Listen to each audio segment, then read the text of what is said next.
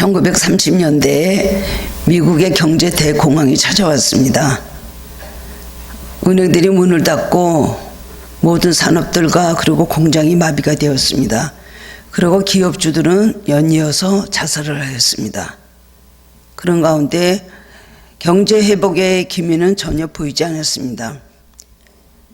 이때 라스크라는 그런 젊은이가 자기가 증권에 투자했던 돈을 모두 찾아가지고 맨하탄의 넓은 땅을 샀습니다.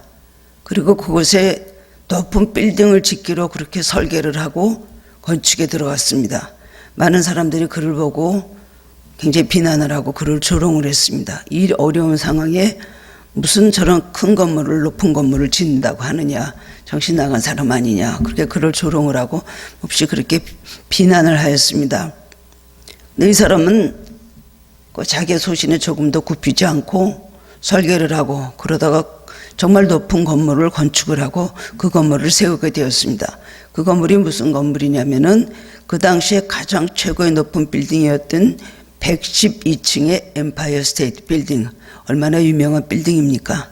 몇 년 전까지 112층의 이 엠파이어 스테이트 빌딩이 오랜 세월 동안 세계에서 가장 높은 빌딩으로 그렇게 이름이 나 있었습니다. 요즘 더 높은 건물들도 많이 세워진 걸 알고 있습니다. 이 건물에는 근무한 사람만 3만 명이고 2천만 명이 그 건물에 출입을 한다고 합니다. 그런 거대한 빌딩이 되었습니다. 그런데 이 건물이 세워진 것 그 자체만으로 그냥 끝난 것이 아니라 이 건물이 세워진 다음에 미국의 경제공황이 회복이 되기 시작했다는 겁니다. 꿈을 잃어버렸던 젊은이들이 꿈을 찾게 되었고 완전히 희망을 잃어버렸던 기업주들이 우리도 이렇게 이런 힘든 상황이지만 일어설 수 있다. 우리는 다시 일어나서 설 수 있다. 이런 자신감을 가지고 희망을 갖게 되었다는 것입니다. 성공하는 사람과 실패하는 사람의 차이는 그 문제가 어떠한가에 달려있지 않습니다. 그 문제가 어떻든지 간에 이 문제를 바라보는 그 모든 시각, 그런 문제를 해결하는 그 자세에 따라서 그 사람은 성공할 수도 있고 실패할 수도 있다. 우리는 그렇게 다 알고 있습니다. 예수를 믿는 사람이나 예수를 믿지 않는 사람이나 이 세상에서 위기를 당하고 고난을 당하는 것은 뭐 별 차이가 없습니다. 많은 어려움을 당하고 있는 게 인생인데, 그러나 성공하고 실패의 그 마지막의 결과는 그 문제가 있을 때, 위기를 당할 때 어떤 자세를 가지고 대처하느냐에 따라서 그 사람의 삶은 성공할 수도 있고 실패할 수도 있다는 것입니다. 실패하는 사람은 문제를 잘 활용하면 오히려 그것이 비약과 그 다음에 역전의 기회가 되는데, 그런 생각을 가지지 않고 완전히 부정적인 생각만 가지고 있기 때문에 그 기회를 살리지 못하고 자기 생각대로 그냥 주저앉게 맞게 되는 것입니다. 그러나 성공하는 사람은 아무리 어려운 시련이 닥쳐와도 난관을 끝까지 이깁니다. 그리고 자신이 성장하고 발전할 수 있는 기회로 자기의 모든 어려움을 그 기회로 삼고 노력을 하면은 결국 승리할 수 있다는 것입니다. 그래서 같은 사건을 겪어도 끝에 가서 정반대의 결과가 서로 나타나는 것을 보게 되는 것입니다. 요즘 참으로 힘들다고 하시는 분들이 너무나 많습니다. 저에게 연락하고 소식을 전하는 분들의 이야기를 들어보면 너무나 힘들다는 얘기들을 동일하게 하고 계십니다. 특별히 탄탄한 직장에 계시는 분들은 그래도 큰 변화가 없습니다. 긴장감 속에서 살아가고 있지만 특별히 자영업을 하시는 분들, 소상공인들이죠. 그런 분들은 얼마나 많은 어려움을 겪고 있는지 모릅니다. 때로는 참 죽고 싶다. 예수만 믿지 않으면 정말 죽을 수밖에 없는 상황이다. 이렇게 말씀하시는 분도 계십니다. 그러나 한 가지 감사한 것은 우리 하늘께는 그런 어려운 일들이 그렇게 많이 없다는 것이 너무나 감사한 일입니다. 그래도 하나님 앞에 그래도 이 위기 가운데서 정말 극단적으로 가지 아니하고 하나님의 은혜로 매일매일 살아가고 있다는 것이 얼마나 감사한 일인지 모릅니다. 지금 코로나19로 인해서 얼마나 어렵다는 말들을 많이 듣습니까? 뭐 치솟는 물가에 또 집값은 얼마나 오릅니까? 뭐 집을 장만하지 못하는 사람들은 집을 가질 수 있는 그 희망을 완전히 버렸다. 집을 살 수 없다. 특별히 20년 안에는 집을 가져본다는 것을 꿈도 꿀 수 없다라고 생각한다는 것을 신문에서 기사에서 읽고 참으로 안타까운 마음을 가졌습니다. 그러나 아무리 힘들어도 그리스도인들은 낙심하지 말고 믿음으로 꼿꼿하게 서서 그 모든 어려움을 이기고 나가면은 결국 하나님께서 살아계시기 때문에 모든 어려움을 하나님께서 결국은 좋은 결과로 바꿔주십니다. 그리고 믿음으로 이 고난 중에도 뭔가 지금은 모르지만 하나님께서 나를 향한 하나님의 선한 뜻, 소중한 무슨 뜻이 계실 거라는 것을 믿고 이 고난을 잘 이기고 나가면 화가 변해서 복이 됩니다. 그리고 역전할 수 있는 것입니다. 오늘 본문 앞 출애굽기 15장 1절에서 21절 말씀을 보면 이스라엘 백성들이 감격적으로 홍해를 건넙니다. 육자같이 홍해를 가르신 하나님의 은혜로 홍해를 건넙니다. 그리고 언덕 위에 서서 기뻐하면서 하나님께 찬양을 부르는 그 대목이 거기에 기록되어 있습니다. 그 다음에 그 홍해 뒤를 따라오던 애국 군사들은 다시 바닷물이 차오르면서 그들은 완전히 바닷속에 수장이 되었습니다. 그걸 보고 얼마나 기뻐하면서 감사하고 하나님의 살아계심을 체험하고 하나님께 영광을 돌리고 소고를 치고 북을 치고 춤을 추면서 하나님을 찬양을 합니다. 그 감격적인 순간이 지나가고 이제 홍해를 건넌 다음에 하나님께서는 이스라엘 백성을 어디로 인도하셨냐면은 광야로 인도하셨습니다. 그러니까 모세가 하나님의 그 말씀하시는 것을 듣고 하나님의 뜻 가운데 이스라엘 백성을 이제 수르 광야라는 곳으로 인도를 했습니다. 광야에 들어오는데 들어오자마자 물이 하나도 없습니다. 너무나 새로운 이 많은 그 변화를 이스라엘 백성이 그런 걸 겪으면서 상당히 당황했을 것입니다. 그때부터는 막 적응하지 못하는 이런 너무나 변화무쌍한 환경들에게 그들이 처하게 그렇게 되었죠. 수르광야로 들어왔는데 물이 없습니다. 사흘길을 걸어갔는데 물을 하나 발견하기는 했는데 그 물을 마시고 나니까 너무나 써서 마시지 못하게 되었다고 해서 그들이 여기는 말하라 쓰다 그러면서 소리를 쳤습니다. 그리고 한 일이 뭐냐면은 곧장 모세를 원망을 합니다. 애굽에 있을 때는 원망을 하지 않았습니다. 그랬는데 이제 홍해 앞에 섰을 때 모세를 막 원망을 하고 그 다음엔 또 모세가 지팡이를 바다를 가리키니까 그 다음에 홍해가 육지같이 갈라졌습니다.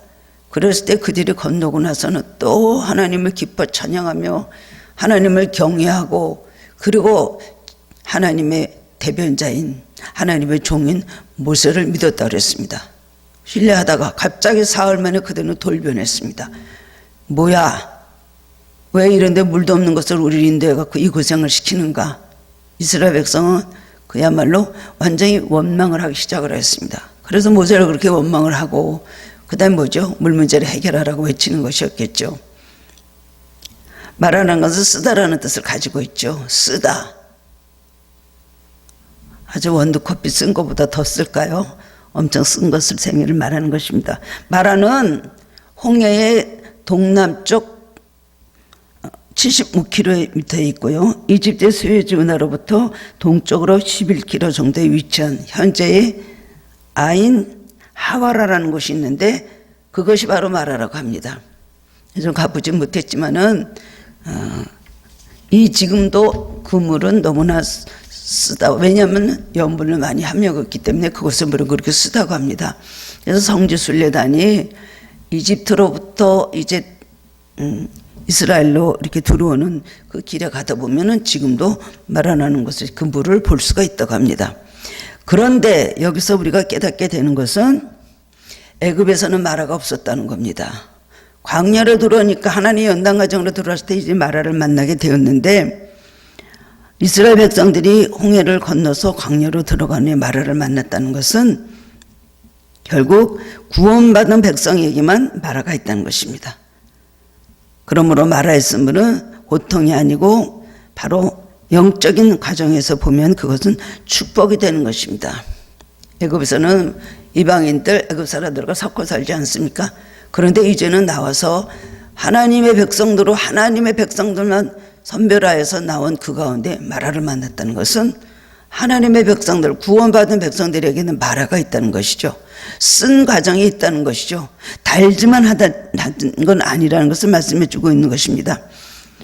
우리는 마라를 통해서 더욱 하나님께 가까이 가게 되고요. 그 다음에 마라를 통해서 하나님을 만날 수 있고 하나님을 체험할 수 있고 그리고 기적을 체험할 수 있기 때문에 구원받은 백성들에게는 마라가 언제든지 있을 수가 있고 그 마라를 통해서 더욱더 큰 축복을 받게 되는 것을 우리는 알아야 되는 것입니다. 어떤 의사 이야기에 의하면 나이 많으신 고령의 환자들을 보면 그들에게 이제 병이 없던 병이 왔다. 뭐 암 같은 거 말씀드리면 굉장히 당황하고 충격적이시겠죠. 그렇지 않지만 상당히 그 몸이 안 좋은 것에 대해서 이렇게 진단을 해서 알려주면 처음으로 그것을 알았을 때 굉장히 부정적이 되고 낙심을 하고 좌절을 하고 이제는 죽게 되었는가, 내가 없던 병이 이렇게 나왔으니 이제 얼마나 살 것인가, 그렇게 부정적으로 생각을 한다는 것입니다. 근데 의사들 말이 그렇게 생각하는 사람일수록 몸은 더 상하고 치유의 어떤 그런 가능성이 없다는 것입니다. 그렇기 때문에 그냥 이렇게 몸이 나이가 많아지면서 자꾸만 여기저기 아픈 것은 그러려냐고 살아야 된다는 거예요. 아, 내가 나이가 많으니까 이런 병도 오는구나. 이걸 긍정적으로 있는 그대로 받아들여야 되는 것입니다. 근데 그거 갖고 비관하고 그다음에 질병을 미워하고 질병을 갖고 온 여인에 대해서 원망하고 괜히 막 식구들한테 짜증내고 그러면 좋을 것이 하나도 없다는 것이죠. 그리고 치료의 모든 기회를 다 놓쳐버리고 마는 것입니다. 그렇기 때문에 그냥 편하게 생각하고 우리 병을 빨리 고쳐야 되겠다라고 생각하면은 그 병이 빨리 나을 수가 있습니다. 저도 이제 이렇게 살다 보니 나이도 많아져서 여기저기 아픈 곳들이 없던 증세들이 나오거든요. 눈도 참 좋았는데 눈도 좀 나빠지고, 귀도 참 잘 들렸는데 귀도 좀 잘 오늘에서 잘 안 들리는 것도 있고요. 정말 자신 있었던 여러 가지 그 몸에 이 병만은 나에게 안 올 것이다 했던 그런 부분들이 연약한 모습이 나타날 때에 이제 그렇게 받아들입니다. 물론 그럴 때는 힘들지만은 그냥 나이가 많아서 이 모든 기계가 이렇게 낡아지니까 여기저기 고치면서 살아야 되겠다라고 생각을 합니다. 여러분 뭐 자동차라든지 무슨 기계든지 오래 쓰면 낙후되면은 나중에 고쳐야 되는 거 아닙니까? 그러다가 이제 더 이상 고칠 수 없다 그러면은 이제 그것은 그 물건은 또 없애버리고 버리게 되는 것이고, 우리 사람으로 말하자면 그럴 때는 하나님께서 천국으로 불러갈 것입니다. 그래서 우리 하늘교회에서도 나이 분들이 없던 증세가 이렇게 나오고 요새 왜 이렇게 아플까요? 이런 분들이 물어보시면 제가 그래요. 아니, 나이가 많아지니까 당연히 기계도 오래 쓰면은 다 낙후되는 거 마찬가지로 여기저기 고장나는 것은 당연한 것입니다. 그런데 그냥 고쳐가면서 살면 됩니다. 이제 뭐 신품같이 좋을 거라고 생각하면 버려야 됩니다. 고치면서 살아가면 돼요. 고치면서 써야죠. 그러다 하나님께서 아직 쓸모있다고 보시고 고쳐서 또 들어 쓰실 것입니다 라고 제가 그렇게 이야기를 합니다. 마라는 우리에게 축복을 주고 떠나는 것을 알아야 되는 것입니다. 그 다음엔 우리가 마라를 만날 때 낙심하고 뒤로 처지고 막 오늘 이스라엘 백성같이 막 큰일을 당한 것 같이 난리치면 안 된다는 것입니다. 그래서 마라를 담대하게 받아들이고 또 마라에 대해서 마음의 여유를 갖는 것이 아주 중요한 것입니다. 우리는 인생에 쓰라는 마라를 이렇게 만나게 됐을 때 어떤 자세를 가져야 될까요? 어떻게 하면 우리가 마라의 선물이 단물로 우리가 바뀔 수가 있을까요? 오늘 본문의 말씀을 통해서 깨달음을 얻고 함께 은혜를 나누기를 원합니다. 첫 번째로는 마라 앞에서 우리는 원망하지 말아야 된다는 것입니다. 너무 충격을 받으면 안 됩니다. 그리고 원망을 해도 안 되는 것입니다. 인생은 누구나 마라를 경험합니다. 여러분의 인생길에서도 마라의 쓴물이다 라고 느꼈을 때가 많지 않았습니까? 누구나 다 그렇습니다. 특별히 성경에 나오는 훌륭한 신앙인들은 얼마나 많은 마라를 만났는지 성경을 보면서 이번에 이렇게 축복을 많이 받은 분인데 어떻게 인생에 이렇게 쓰라린 것, 그런 골짜기는 하나도 빠짐없이 다 거치고 통과하고 나왔을까? 우리가 생각하지 못할 많은 슬픔과 아픔과 그리고 많은 절망과 실패와 그런 많은 핍박을 받고 살았던 것을 성경을 보면 우리가 알 수가 있습니다. 나오미는 룻기 1장 20절에서 나를 나오미라 부르지 말고 마라라 부르라. 모압에서 돌아와갖고 남편도 잃고 자식들 잃었고 아무것도 없는 빈털터리가 된 그에게 베들레헴으로 돌아오니까 식구들이 막 반가워하면서 나옴이다 나옴이다 그랬거든요. 그때 나를 나옴이라 부르지 말고 마라라 부르라. 너무나 쓰라린 고통을 당하고 왔다는 것을 말해주는 것입니다. 한나는 자식이 없기 때문에 분인 나라는 그 자기 남편의 또 다른 아내에게서 많은 핍박을 받고 참으나 많은 고통 중에서 슬퍼하면서 매일 울면서 기도하다가 결국은 사무엘이라는 아들을 받았습니다. 욥은 마음의 괴로움이 닥쳐올 때 자기의 삶을 원망했습니다. 하나님을 원망하지 않고 자기의 삶을 원망했습니다. 그런즉 내가 내 입을 금하지 아니하고 내 영혼의 이름 때문에 말하며 내 마음의 괴로움 때문에 불평하리이다. 자기 삶에 대해서 원망을 하고 자기 고통에 대해서 원망을 했습니다. 모르드게는 유다인을 다 죽이라는 왕의 그런 명령이 떨어지자 그것이 바로 왕의 조서가 발표된 것을 안 다음에 대성통곡을 하고 울었습니다. 모르드게가 이 모든 일을 알고 자기의 옷을 찢고 굵은 베옷을 입고 죄를 뒤집어 쓰고 성중에 나가서 대성통곡했다 그랬습니다. 자기 동족이 다 자기를 포함해서 다 하루아침에 멸족되는 걸 할 때 대성통곡을 했다는 것입니다. 다윗은 아들 압살롬의 반역으로 아버지로서 아들을 죽이게 되는 고통을 겪고 많이 울었습니다. 자기 아들이 반역을 해서 전쟁을 일으켰는데 자기 부하가 결국 나가서 전쟁을 하는데 압살롬은 그냥 자기 손으로 죽인 것도 아닙니다. 반역을 일으켜 전쟁을 나갔는데 그 다음에는 막 말을 타고 달리다가 머리가 상수리 남에 걸려가지고 거기서 대롱대롱 매달렸다가 죽고 자기 부하가 가서 그 다음엔 압살롬을 찔렀습니다. 죽었을 때 얼마나 슬픕니까? 그러면서 막 다윗은 울기를 내가 살고 너가 죽었느냐, 내 아들 압살롬아 내가 살고 내가 죽는 게 더 날 뻔했다 그러면서 막 우는 거예요. 인생에 이런 비극이 어디 있습니까? 이렇게 성경에 보면은 말아도 보통이 아닌 그런 슬픈 그런 정말 쓰라린 인생에 극을 달리는 그런 어려움들을 겪었습니다. 아브라함은 어땠습니까? 야곱은 어땠습니까? 요셉은 어땠습니까? 아브라함은 자식도 못 낳고 있는데 애굽에서 이제 돌아왔을 때 하갈이라는 애굽 여종의 그 몸을 통해서 사라가 아이를 낳지 못하기 때문에 하갈을 통해서 이스마엘을 낳습니다. 근데 이스마엘을 하나님께서 내쫓으라 그런 거예요. 자기 아들을 자기 손으로 내쫓아버렸습니다. 광야로. 또 하나님께서 주신 아들 이삭을 하나님께서 바치라고 합니다. 딱 두 자식을 낳아봤는데 하나는 내쫓으라고 하나님께서 바치라고 하셨습니다. 얼마나 인생의 고통에 정말 마지막 더 이상 갈 수 없는 막다른 골목에 처했던 걸 볼 수가 있죠. 야곱도 그랬고 요셉도 그랬고 성경에 나오는 사람들 다 그랬습니다. 인생은 이렇게 제각각 여러 가지 말화를 겪으면서 살아가는 것입니다. 우리 또한 인간관계에서 일어나는 일, 실패, 배신, 다툼, 증오, 복수심, 원망, 분노, 상처, 이것도 자기에 있어서는 다 마라인 것입니다. 쓰라림. 마라를 만났을 때 이스라엘 백성들은 모세를 원망했습니다. 홍해를 갈았던 모세를 믿고 따랐는데 그래도 모세가 지팡이를 바다를 가리켜서 그들이 바다가 갈라지면서 정말 모세 덕분에 물론 하나님의 은혜지만 홍해를 걸르고 살아왔습니다. 그 살아났으면 감사해야 될 거 아닙니까? 그거를 생각을 못합니다.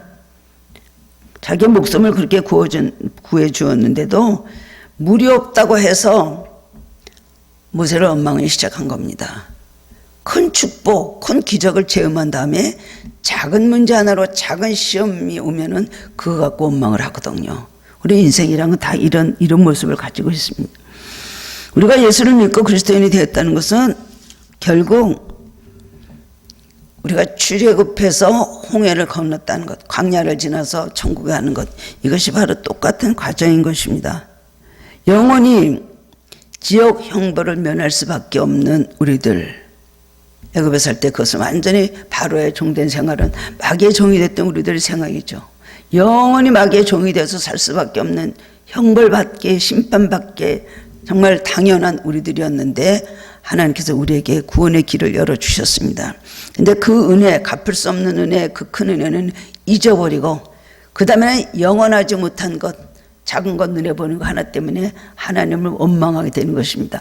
하나님을 믿고 하나님을 체험하고 하나님의 많은 은혜를 받고도 결국은 하나님 앞에 감사하지 못하고 작은 것 때문에 우리는 원망하고 불평하고 신앙에서 실족할 때가 너무나 많이 있습니다. 믿음도 바닥이 나고 인내심도 바닥이 나서 결국 하나님의 은혜를 잊어버리고 언제 내가 은혜를 받아봤는가, 내가 언제 하나님께서 나를 기억이나 하시는가 하면서 우리는 완전히 정반대 길을 갈 때가 있지 않습니까? 이스라엘 백성의 그 불신앙의 근성, 그 속성은 우리들에게도 다 있다는 것입니다. 영원히 우리가 받을 이 구원의 은혜, 영생의 은혜는 우리를 생각하지 못하고 이거는 어디다 비교할 수 없는 은혜입니다. 우리가 지금 현재 이 현실을 살고 있기 때문에 천국의 기쁨과 천국의 그 구원의 그 축복과 은혜 영원히 이어지는 것, 이거 생각하지 못하고 그야말로 감각 없이 살아가고 있습니다.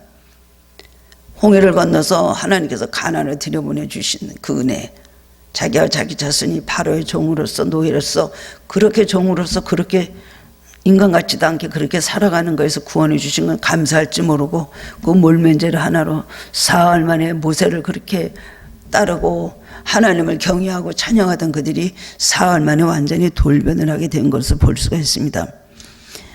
우리도 이런 모습을 누구나 다 가지고 있습니다. 너무나 세상에 집착하기 때문에, 너무나 세상에 집착하고 거기에 반응하고 요동을 하다 보면은 은혜는 다 잊어버리게 되는 것입니다. 하나님의 은혜를 다 망각합니다. 그리고 원망과 불평이 나오기 시작을 합니다. 마라를 만났을 때 이스라엘 백성이 하나님 원망하고 지도자를 원망하는 나쁜 근성이 우리에게도 있습니다. 더 큰 은혜를 받고 큰 기적을 체험하고도 작은 일은 또 원망을 하고 불평을 합니다. 이스라엘 백성은 얼마나 많은 하나님의 은혜와 살아계심을 체험하였습니다. 단 한 가지, 매일 만나가 내리는 것만 봐도 이거 하늘에서 내려오는 이 만나, 먹기 싫어. 무슨 흰 가루 같은 거 맨날, 이 식물을 우리는 아주 지겹다. 그들은 그렇게 말했거든요. 그리고 애굽에서 바로가 내려주는 조그만 그 음식, 그들이 섬기는 그 신을 섬기며 그들의 모든 풍습과 문화를 따라 살고 그 밑에서 채찍을 맞아가면서 살았던 그 생활이 그립다고 그러면서 이 만나 먹기 싫다. 만나가 하늘에서 내릴 때 하나님 살아계신가 살아계시지 않는가 알아야 되는 거 아닙니까? 만나는 하늘에서 내려온 것인데 아침마다도 그거 얼마나 대단한 기적입니까? 또한 하나님께서 이루어주신 모든 일들을 생각하면은 감사밖에 없습니다. 낮에는 불기둥 보면 이렇게 더운 사막 기후에서 하나님께서 구름으로 그늘을 해주셔서 우리를 그 안에서 살게 해주시는구나 생각을 못합니다. 밤에는 불기둥으로 모든 추운 정말 그 사막의 냉기를 하나님께서 가려주시고 따뜻하게 해주신 걸물, 그것만 봐도요, 만나만 보고 그 다음엔 또 구름 기둥을 보고 불기둥만 봐도 하나님 살아계시구나 그걸 생각해야 되는 거 아닙니까? 그런데 그냥 먹는 문제, 물 문제 이런 것 때문에 땅에서는 그냥 하늘에서는 높은 은혜가 하늘로부터 쏟아지고 매일 체험하면서도 매일매일 땅의 것만 내려다보고 원망하고 불평하고 싸우고 그러면서 그들은 그렇게 광야 생활을 그렇게 보냈습니다. 이스라엘 백성은 마라에서 쓴 물을 마신 다음에는 완전히 복통을 앓았습니다. 배가 아프고 막 그냥 이질이고 설사고 그 물을 먹지 못할 물을 마시고는 배 아플 때 얼마나 원망을 했겠습니까? 아니 애굽에 물이 없어, 날강물이 얼마나 좋은데 여기까지 이끌어내서 우리에게 이런 물을 마시고 이렇게 나와 내 자식들이 배를 아프게 하느냐. 그 배 아플 때는 뭐가 있어요? 약이 있어요? 뭐가 있어요? 결국 하나님께서 치료하시는 길이 없었습니다. 복통이 날 때는. 근데 하나님은 이스라엘 백성을 광야로 인도하신 것이 육신의 병이나 치료하시려고 하나님께서 그들을 인도한 것이 아닙니다. 그들의 생각, 그들의 모든 그 사상 속에 있는 세상 것을 사모하고 자기의 신분도 모르고 하나님 은혜도 감사할 줄 모르고 살았던 그 모든 사람의 떡만 있으면 사는 줄 알았던 그 모든 불신앙의 모습들을 하나님의 백성으로 만들시기 위해서 이스라엘 백성을 인도하신 겁니다. 하나님께서 원하시는 것은 영혼의 치유를 하시기를 더 원하셨다는 겁니다. 이 마라를 통해서 너희들이 이제 치유받아라. 왜 홍해를 건너자마자 하나님은 마라로 그들을 인도하셨을까요? 마라에서 쓴물을 마시고 배가 아프고 그 다음에는 복통이 나고 난리가 나는 일을 하는 것은 하나님의 백성으로 만들어져라. 마라에게 그런 고통을 당하게 그렇게 하신 겁니다. 하나님은 그들의 모든 불신앙의 나쁜 본성이 먼저 치유된다고 생각을 하셨습니다. 우리도 정말로 치료받아야 될 것은 뭡니까? 우리의 간사하고 강팍한 마음입니다. 은혜 좀 주시면 감사하다가 조금 어려움만 당하면 곧장 원망하고 불평하고 감사도 없어지고 언제 그런 일을 했냐는 식으로 원망하고 불평하는 건 받은 은혜가 얼마입니까? 그야말로 받은 은혜가 얼마인데 잊어버리는 사람들이 너무나 많이 있고 누구를 탓할 것이나 우리에게 다 그런 모습이 있다는 것을 깨달아야 되는 것입니다. 쓰라리 마라는 하나님 은혜 감사할 줄 모르고 지나간 날의 모든 은혜를 잊어버리는 사람에게 평생의 은혜 속에 살지 못하면 그 사람의 삶은 계속해서 마라가 이어질 것입니다. 어떤 환경에 갖다 놓으면 그 사람의 마음에 기쁨을 가지고 평안한 것을 기뻐하겠어요? 감사하겠어요? 어떤 축복을 주셔서 감사할 줄 모르는 쓰라는 마라가 계속해서 계속될 뿐일 것입니다. 하나님께서 가장 싫어하시는 사람은 그래서 누구예요? 원망하는 사람입니다. 이스라엘 백성이 참 가나안으로 하나님께서 들여보내신다고 약속을 하고 모세의 모든 인도하에 하나님께서 이스라엘 백성을 끌어내셨지만은 그들이 광야에 산 것은 원망하고 불평한 것밖에 없습니다. 얼마나 큰 은혜를 주시려고 그들을 이끌어내셨는데 본래 이스라엘 백성이 애굽에서 광야 생활을 할 신분의 사람들입니까? 하나님이 이미 아브라함에게 약속을 하셨습니다. 하나님과 구별하고 믿음으로 의롭다함을 얻은 정말 하나님께서 약속하신 그야말로 의인의 후손들입니다. 그런데 애굽에서 광야 종살이 하던 그거를 그리워하면서 매일 원망하고 불평하고 하나님의 백성으로 만들어 주시고 가나안으로 인도하신다는 것, 이게 얼마나 큰 은혜입니까? 영적 가나안으로 인도하신다는 것은 너무나 구별된 백성에 주신 하나님의 약속의 성취인 것입니다. 그런데도 감사할 줄 모르고 매일매일 세상과 비교하면서 원망하고 불평하고 받은 은혜가 너무나 크고 받을 은혜가 너무나 큰데 원망하고 불평하기 때문에 하나님께서는 너무나 진노하시고 결국 믿음이 없는 그들은 광야에서 그냥 다 많은 사람들이 그대로 죽었습니다. 이것을 우리는 보면서 원망하는 죄를 하나님께서 가장 싫어하는 것을 알아야 됩니다. 하나님을 원망하고 하나님을 원망하는 사람은 또 다른 사람을 원망하죠. 정말 원망을 잘하는 사람은 매일 모든 것을 내가 아닌 다른 사람의 탓을 돌립니다. 그래서 요나라는 말이 있는데 재미난 말 있죠. 요나는 뭔가 요나 때문에 요나 때문이라고 해야 되는데 너 때문에 다른 사람 탓을 하고 원망을 하게 그렇게 되는 것이죠. 모세가 무슨 죄가 있습니까? 그 사람도 하나님께서 선택해서 하나님의 종이 되었고 그 다음에 그 고생을 해서 그 다음에 연단을 많이 받고 하나님께서 오랫동안 준비하셔서 이스라엘 백성의 인도자가 되게 하셨습니다. 그들을 인도하기 위해서 하나님 말씀 듣고 그들에게 전하고 죽을 고생하는데 그 노인을 왜 맨날 원망하고 그야말로 잡아먹지 못해서 난립니까? 믿음이 없으면 그런 생각밖에 없고 그렇게 판단할 수밖에 없는 것인데 하나님 원망하는 것을 가장 싫어한다는 것입니다. 우리가 마라를 당할 때 원망하지 말아야 됩니다. 짜증내고 화내고 도대체 나한테는 왜 이런 일만 일어날까? 그래봤자 아무 소용도 없는 것입니다. 말 앞에서 원망하지 말아야 된다. 두 번째로는 마라를 만났을 때는 그 다음에는 이 쓴물을 계속 마셔야 될까요? 계속 복통을 일으키는 이 물을 마셔야 될까요? 아니면 안 먹으면 무엇을 먹습니까? 수분이 없으면 사람 말라져 죽는 것인데 마라를 만났을 때는 어떻게 될까요?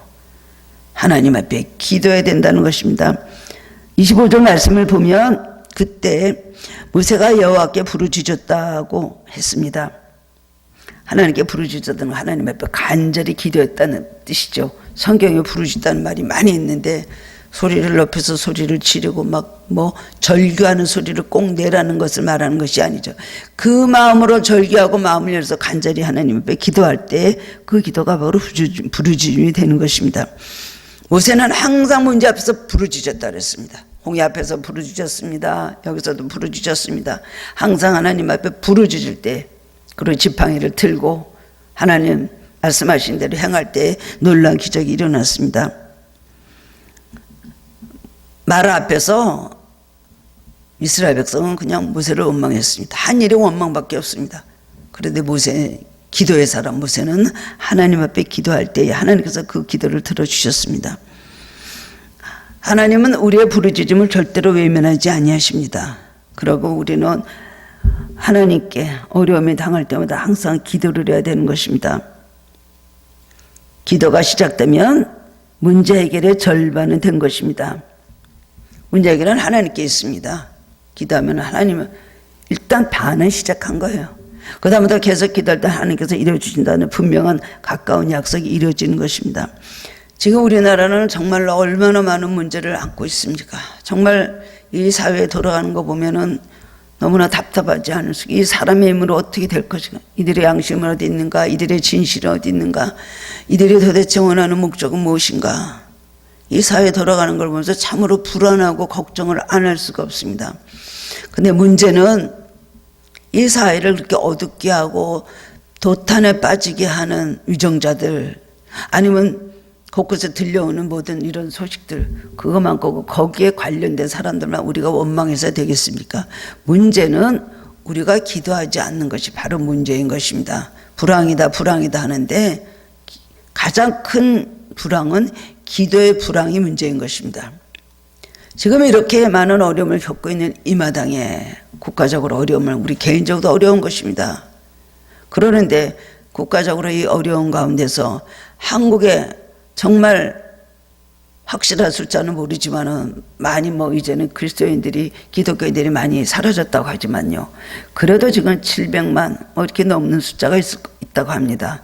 1000만에서 줄었는데 교회는 6만여 교회가 있다고 하지 않습니까? 그러는데 문제는 얼마든지 기도할 수 있는데 기도하지 않는 것이 문제예요.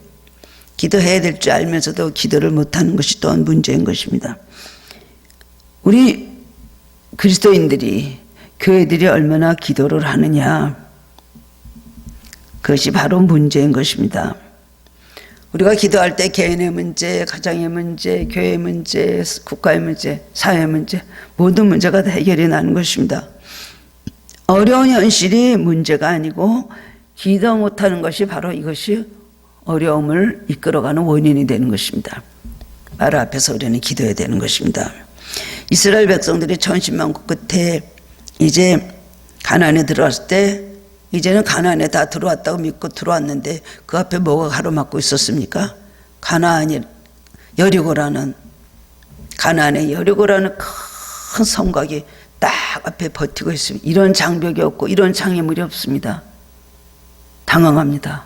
지금까지 어떻게 그냥 천신만고 끝에 고생 끝에 여기까지 왔는데 여기 오니까 도저히 인간의 힘으로는 어떻게 해결할 수 없는, 홍해가 갈라지는 것보다 더 그 이상의 바로 이런 큰 문제가 앞에 도사리고 있습니다. 그때는 바다였지만 이제는 사람입니다. 가나안 사람들입니다. 어떻게 될지 모르고 당황할 때 하나님께서 여호수아에게 말씀을 주셨어요. 너는 6일 동안 한 차례씩 돌고 7일 되는 날에는 7번을 돌아라. 그런데 말씀하시기를 침묵하라. 아무 말도 하지 말고 돌기만 하라. 나팔 소리 앞에서 딱 제사장들이 가면서 나팔 소리를 내면서 앞으로 갈 때 그 뒤만 따라가지고 갑니다. 13바퀴를 돌았습니다. 그럴 때 만약에 침묵하라고 하나님께서 입을 열지 말라고 말씀하지 않았다면은 아마 이스라엘 백성들은 어떻게 했습니까? 돈다고 되나? 이건 뭐야? 그래서 돌았는데 어떤 징조도 나타나지 않잖아. 이렇다고 여리고성이 어떻게 무너질까?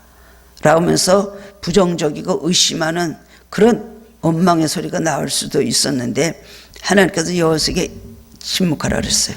여호수아가 입을 열지 말라고 말했어요. 그리고 가만히 있다가 마지막에 13바퀴를 돌고 난 다음에 그 다음에 함성을 질러라. 그러면 그 돌덩이에 뭘 들었습니까? 무슨 생각을 하면서 그들이 돌았을까요? 나팔 소리만 들었다는 것입니다. 나팔 소리는 하나님의 음성입니다. 침묵하고 하나님의 음성만 들을 때에 결국 그 소리에 집중이 되면서 하나님 역사하실 것을 기대하는 마음과 간절한 마음, 하나님 의지하는 마음으로 그 다음엔 열세 바퀴를 돌았을 때에 여리고성이 힘없이 그렇게 무너졌잖아요.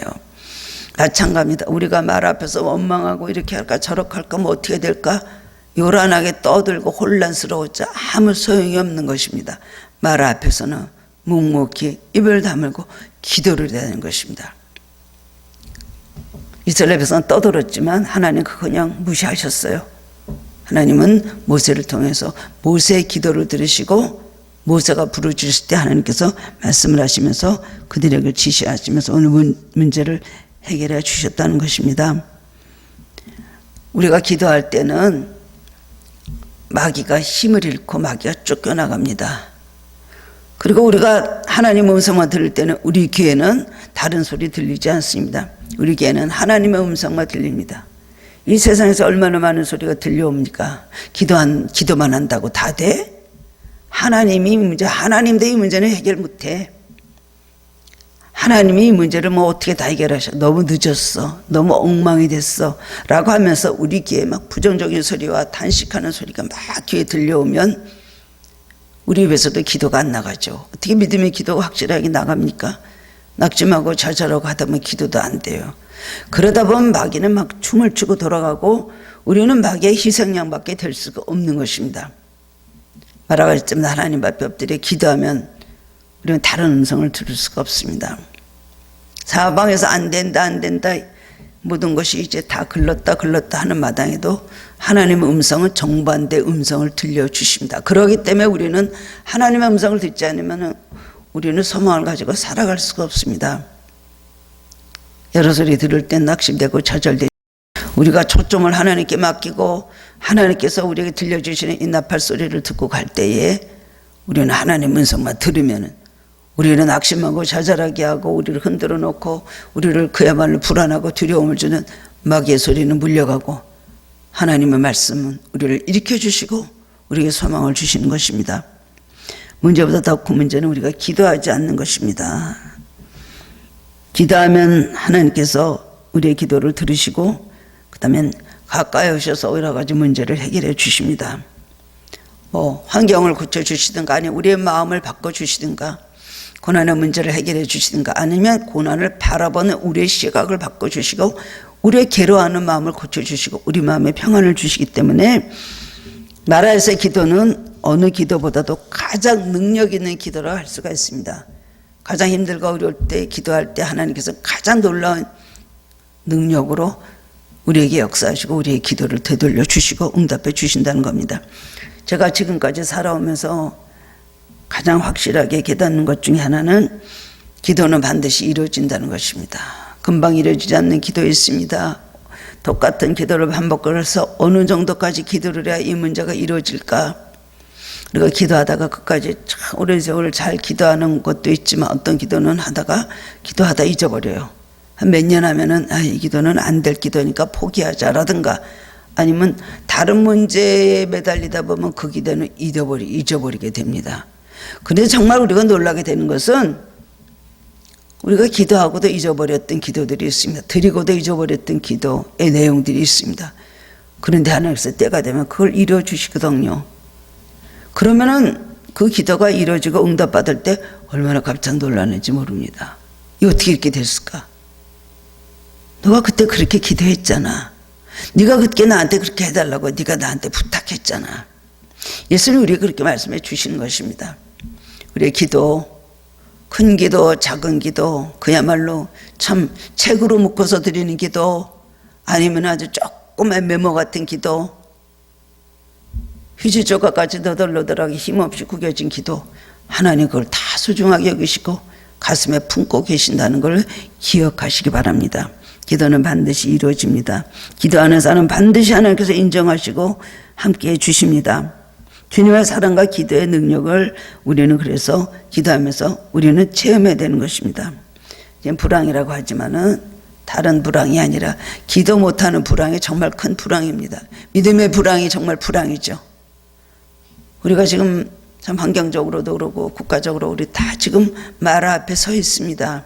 어떤 마라가 어떻게 많이 우리를 언제 기다리고 있을지도 모르는 상황 속에서 불투명하고 불확실한 속에서 우리는 이 세상을 살아가고 있습니다. 그러는데 그럴 때마다 하나님을 붙잡고 기도하면은 하나님 우리의 모든 길이 되시고 생명이 되시고 우리를 인도해 주신다는 겁니다. 어려울 때는 어떻게 될까? 하나님 앞에 기도할 때요. 나에게 마라를 주시는 것은 무엇을 요구하시는 하나님의 사인일까요? 기다라는 사인입니다. 이 풍랑 인연하에서 더 빨리 갑니다. 우리 삶에 여러 가지 풍파가 일어나서 우리 쉬지 못합니다. 그러나 이 문제를 통해서 주님 앞에 더 빨리 가야 되는 것입니다. 우리가 문제를 주실 때는 기도할 때구나. 기도를 하라고 이렇게 하시는구나. 그렇기 때문에 우리가 그것을 알고 하나님의 사인을 우리가 깨닫고 기도로 들어가야 되는 것입니다. 영국의 유명한 영성가인 C.S. 루이스는 이렇게 말했습니다. 사람들은 고통스러운 일이 생기기 전에는 하나님께 귀를 기울이지 않는 습성이 있다. 그러므로 고통은 귀머거리에게 알아듣도록 바로 인도하시는 하나님의 확성기다. 귀머거리에게. 그냥 말해서 몰라요. 기도하라 모릅니다. 그런데 하나님께서 우리에게 마라의 고통을 주시고 고난을 주시면 그것은 하나님께서 크게 기도하라고 크게 울리시는 하나님의 확성기라는 거예요. 왜 인간에게 고난당할 때만 하나님을 찾을까요? 이스라엘 백성 그런데 마라 앞에서도 하나님을 찾지도 않았습니다. 원망하고 불평하고 그저 애굽에 있을 때가 좋았는데 마지막까지 그 사람들은 애굽으로 돌아가자. 장가를 세워서 애굽으로 돌아가자. 그 다음에 애굽으로 돌아가자. 맨날 그것을 외쳤다는 것입니다.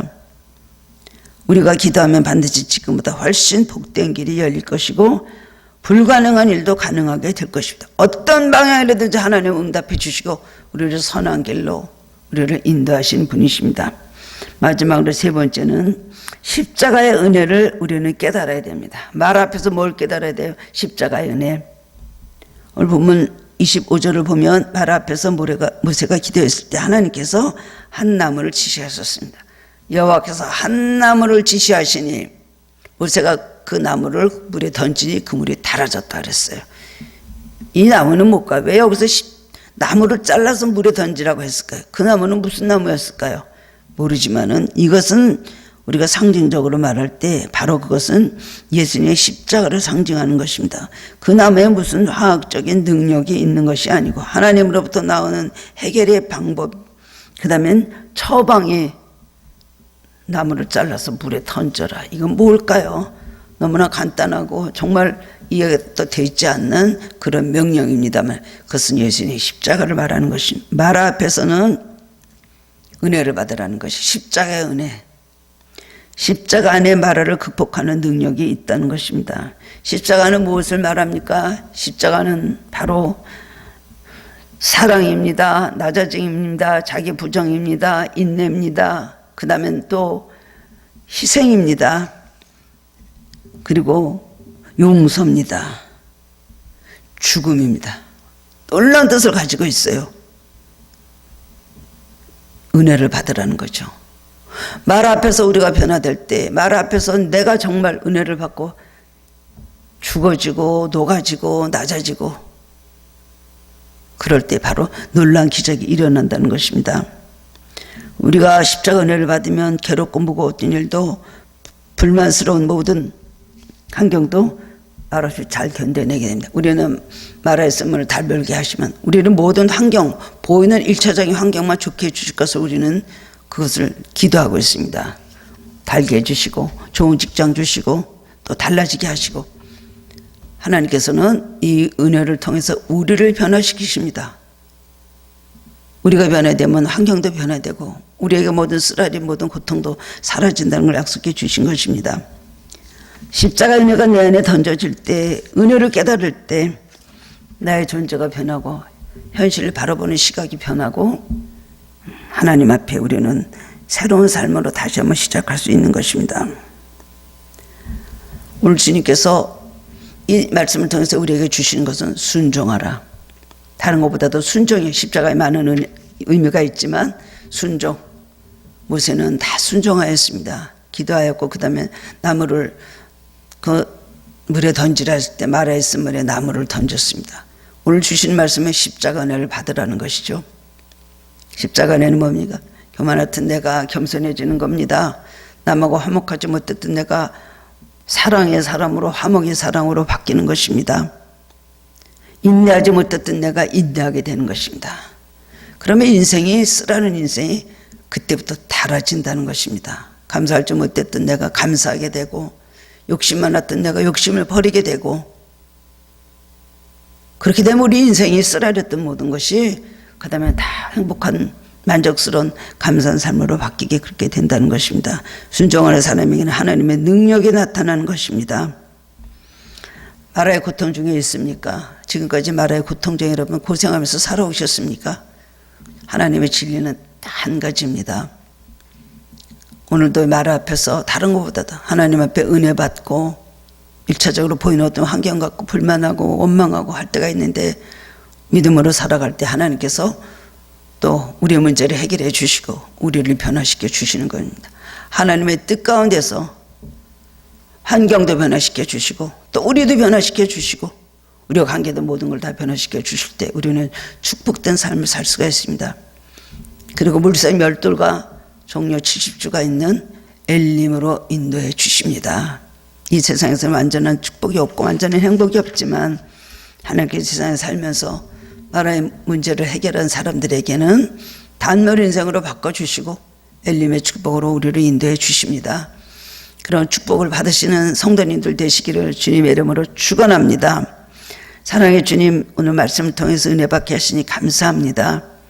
그렇습니다. 우리 참 어리석고 연약한 우리 인생들 일처일도 알지 못하는데 우리가 예수를 믿고 믿음으로 살면 모든 것이 일사천리로 잘 되고 탄탄대로만 걸은 줄 알고 있다가 어려운 일을 당할 때 우리는 원망하고 낙심할 때가 많이 있습니다. 주여 도와주시고 우리 삶을 우리를 출애굽 시켜서 가나안으로 인도하시는 하나님의 거룩한 뜻을 바라보며 오늘도 우리 인생 여정에서 시험도 당하고 어려움을 당해도 믿음으로 살아갈 수 있도록 우리를 붙잡아 주시기를 원합니다. 말 앞에서 원망하고 우왕좌왕하지 않게 해 주옵소서. 말 앞에서 비명을 저리고 탄식하지 않게 하여 주옵소서. 오늘 주신 말씀대로 십자가의 은혜를 받게 하여 주옵소서. 나뭇가지를 그 샘에 던지라고 하셨던 말씀대로 순종하며 나갈 수 있게 해주셔서 우리 삶을 고치시고 축복으로 인도하신 하나님의 사랑을 체험하게 해주시옵시고 앞으로도 살아가는 동안에 얼마나 많은 나라를 우리가 만날지 모르지만은 그때마다 인생의 모든 쓰라림을 단물로 바꿔주시는 하나님의 사랑을 체험하며 그런 은혜를 받기에 부족함이 없는 저희들 되도록 우리를 변화시켜 주시길 원하고 간절히 기도합니다. 주님, 우리가 변화될 모습들이 많이 있습니다. 변화되게 하시고 무엇보다도 큰 믿음 주시고 좋으신 하나님을 의지하고 하나님을 신뢰할 수 있는 마음을 허락하여 주시옵소서. 많은 간증이 있게 하시고 많은 감사가 있게 하여 주옵소서. 예수 그리스도 이름으로 감사하며 기도드리옵나이다. 아멘.